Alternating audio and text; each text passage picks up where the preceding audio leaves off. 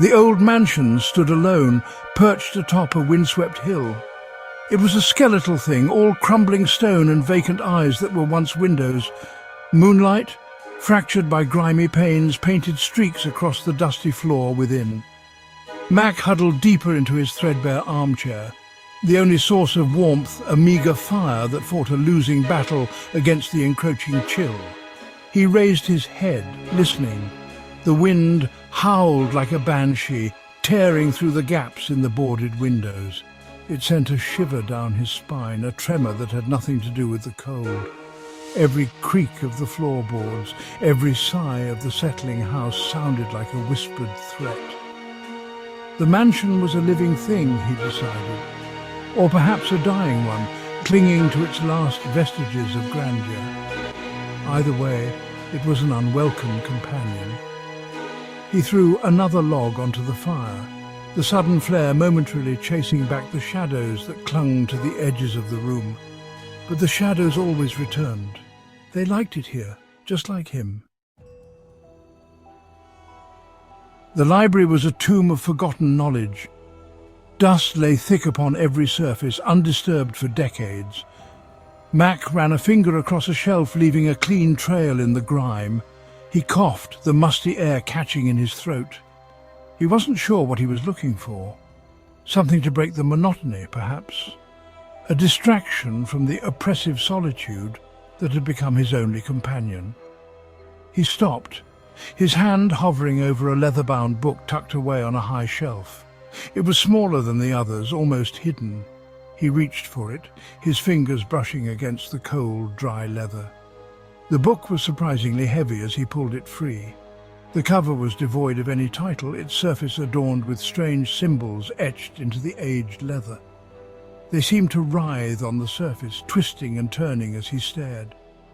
He traced the lines with his fingertip, a strange sense of foreboding settling in his gut. This book, he realized, was more than just a collection of words. It was a relic of something older, something forgotten. The pages were yellowed and brittle, the ink faded to a dull brown. The language was unfamiliar, each character a work of art, both beautiful and unsettling. He recognized some of the symbols from his research into ancient lore, a passing interest that had now transformed into a chilling reality. He traced the lines with his finger, whispering the words under his breath, their meaning lost to time, but their power undeniable. A sudden gust of wind slammed the library door shut, the sound echoing through the silent house like a gunshot. Mac jumped, his heart pounding in his chest. He placed the book back on the shelf, a knot of unease tightening in his stomach. It was just the wind, he told himself, just the wind and his overactive imagination. But even as he tried to convince himself, he couldn't shake the feeling that he had stumbled upon something he shouldn't have, something dangerous, something ancient and malevolent that had been slumbering within the mansion's walls, waiting for someone foolish enough to awaken it. Mac awoke with a gasp, his heart pounding against his ribs. The fire had dwindled to embers, casting the room in an eerie, flickering light. The air hung heavy and oppressive, thick with a palpable sense of dread. He sat up, listening intently. There it was again, a soft scratching sound coming from beyond his bedroom door. He reached for the kerosene lamp on his bedside table, the metal cold beneath his clammy fingers. He held it aloft, the flickering flame doing little to pierce the oppressive darkness. He rose to his feet, his bare feet sinking into the plush carpet. He took a step toward the door, then another. The scratching grew louder, more insistent, accompanied by a low, guttural growl that sent shivers down his spine. He told himself it was an animal, a stray dog perhaps, seeking shelter from the storm. But deep down he knew it was something more. It was the sound of something ancient and hungry, something that had been awakened from its long slumber. The whispers started subtly. At first, Mac dismissed them as the wind whistling through the gaps in the mansion's aging facade. But the wind didn't whisper his name. It didn't hiss words of power in a language he couldn't understand, yet felt in the marrow of his bones. He wandered from room to room, each one colder than the last. The shadows seemed deeper now, more eager to swallow him whole. He could feel eyes on him, watching him from the darkness. A sudden crash from the library sent him scrambling back to the room. He stood frozen in the doorway, his blood turning to ice. The book lay open on the floor, its pages rustling as if turned by an unseen hand. A low hum vibrated through the room, emanating from the book itself. Mac backed away, fear, a cold fist clenching around his heart. He had to get out of this house, now! Panic seized him. He stumbled through the darkened hallways, his hand trailing along the wall for guidance.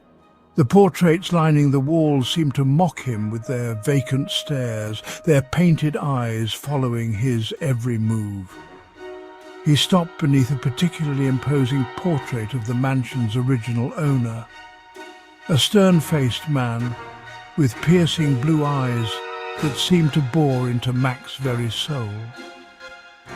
As he watched in horror, the man in the portrait opened his mouth, and a blood-curdling scream tore through the silence. The scream seemed to shake the very foundation of the house. Dust rained down from the ceiling as Mac stumbled back, his eyes wide with terror. He had to get out, he thought frantically. He had to escape this nightmare. But the house had other plans. The air grew frigid, the temperature plummeting as if a window to the Arctic had been thrown open. Mac gasped, his breath misting in the air. He wrapped his arms around himself, trying in vain to conserve what little warmth he had left. He couldn't feel his fingers, couldn't feel his toes. The cold was seeping into him, replacing his blood with ice. He stumbled, his legs heavy and uncooperative. He reached out, grasping at anything to stop his fall. His hand closed around something cold and smooth. Bone. He recoiled in horror, but it was too late. An unseen force slammed into him, knocking him to the ground. He lay there, gasping for breath, his chest constricted by an invisible weight. He was trapped. The next morning the mansion stood silent. The wind had died down, and the sun, a pale disk through the grimy windows, did little to pierce the gloom within. The only sound was the soft ticking of a grandfather clock in the hall, its pendulum frozen in time. Mac was gone. No trace of him remained, save for a single kerosene lamp lying on its side in the library, its flame long extinguished. The book lay open on the floor, its pages filled with strange symbols that seemed to writhe and shift in the faint light. The mansion had claimed another victim. It stood alone on the windswept hill, a monument to forgotten horrors, waiting patiently for its next unsuspecting resident. The book lay open, a silent invitation to those foolish enough to seek knowledge best left undisturbed. The book lay open to the last passage Mac had read. The strange symbols seemed to pulsate faintly, imbued with an unnatural energy. A single stray leaf, blown in through a crack in the window, settled upon the open page. It twitched once, as if imbued with a life of its own, then disintegrated into dust. The book waited. It knew there would be others, drawn to its power, seduced by its secrets. It was only a matter of time before another soul, hungry for knowledge, or perhaps simply seeking solace in the quiet solitude of the abandoned mansion, would stumble upon its pages. And the cycle would begin anew.